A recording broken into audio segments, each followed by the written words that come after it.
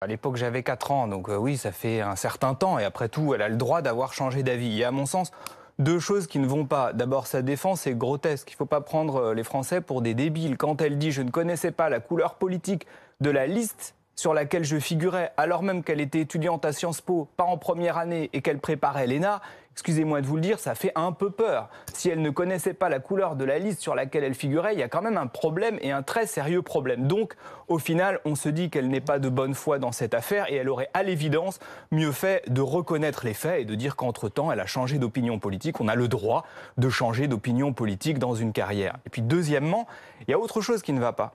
C'est que La République En Marche, depuis des mois, et singulièrement Nathalie Loiseau d'ailleurs, ont construit leur ligne politique autour de l'idée qu'il serait le rempart face à l'extrême droite. Eh bien, quand on voit ça, on se dit que le rempart, il est en carton-pâte.